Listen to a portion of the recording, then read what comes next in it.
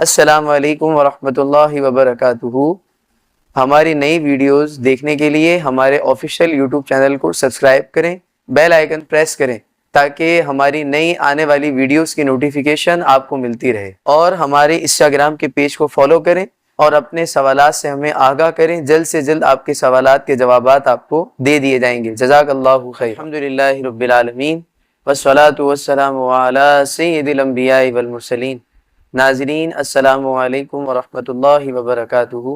ہمارے سیشن مضامین قرآن میں آپ کو خوش آمدید۔ ہماری گفتگو جاری تھی، سورہ بقرہ پر جاری تھی۔ سورہ بقرہ کی آیت نمبر 40 سے آج ہم ابتدا کریں گے۔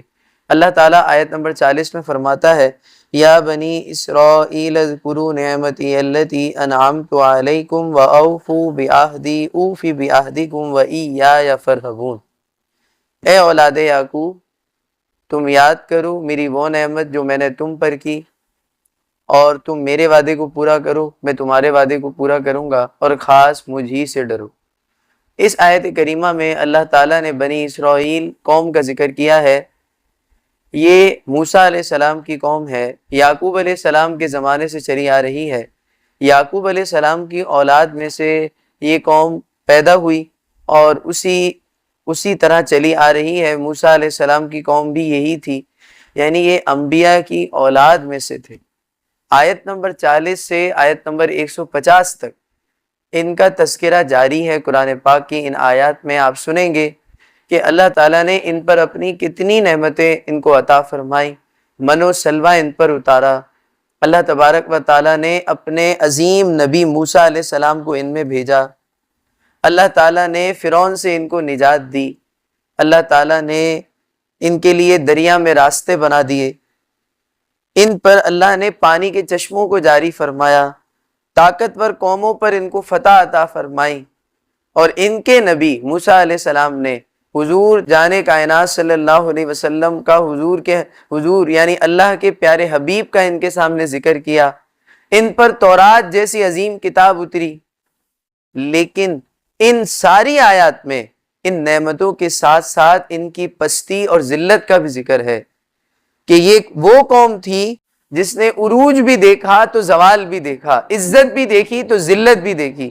تو ان کی عزت کس وجہ سے تھی، ذلت کس وجہ سے تھی، یہ پوری قوموں کا پس منظر آپ کے سامنے بیان کیا جا رہا ہے، اس وجہ سے تاکہ قرآن پاک بتا رہا ہے کہ عزت اور ذلت کا فلسفہ کیا ہے، عروج اور زوال کا فلسفہ سمجھا رہا ہے قرآن۔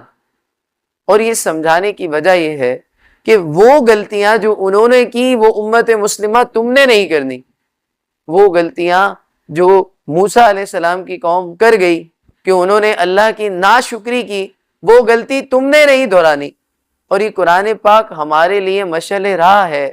یہ قرآن پاک ہمیں راستہ دکھاتا ہے، ہمیں بتاتا ہے کہ ہمیں کس منہج پر کیسے کام کرنا ہے، کس طرح چلنا ہے۔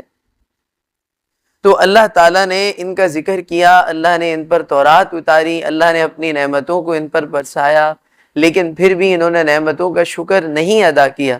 یہ جو ان کو کہا جا رہا ہے کہ تم میری نعمتیں یاد کرو، اس یاد کرنے سے مراد صرف زبان سے یاد کرنا، زبان سے ذکر کرنا نہیں ہے، بلکہ اے میرے پیارے دوستوں، اس سے مراد یہ ہے کہ اللہ کی نعمتوں کا شکر ادا کرو۔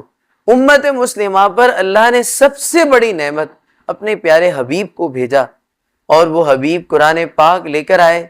اور یہ قرآن پاک کتنی عظیم کتاب ہے کہ اس قرآن پاک میں ہمارے لیے ساری چیزوں کا بیان موجود ہے۔ اللہ تعالیٰ نے اس قرآن میں ہر تر چیز کا بھی بیان کیا ہے، ہر خشک چیز کا بھی بیان کیا ہے۔ آلموسٹ ساری مخلوقات کے لیے ساری چیزوں کا بیان قرآن پاک میں موجود ہے۔ پھر اللہ فرماتا ہے میرے وعدے کو یاد کرو۔ اب یہاں سوال ہے، اللہ تعالیٰ نے ان سے کون سا وعدہ لیا تھا؟ تو مفسرین فرماتے ہیں اللہ تعالیٰ نے جو ان سے وعدہ لیا موسیٰ علیہ السلام کے ذریعے، وہ یہ وعدہ تھا کہ اے بنی اسرائیل، آخری نبی اسماعیل علیہ السلام کی اولاد سے ہوں گے، ان پر ایمان لانا تمہاری ذمہ داری ہے۔ لیکن یہ ایمان نہیں لائے، اگر لاتے تو اللہ نے جنت کا ان سے وعدہ کیا۔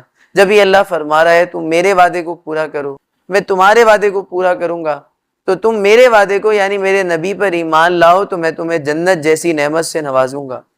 لیکن بہت سارے یہودی ایمان نہیں لائے، بہت سارے اہل کتاب ایمان نہیں لائے، تو وہ آج تک ذلت اور پستی کا شکار بنے ہوئے ہیں۔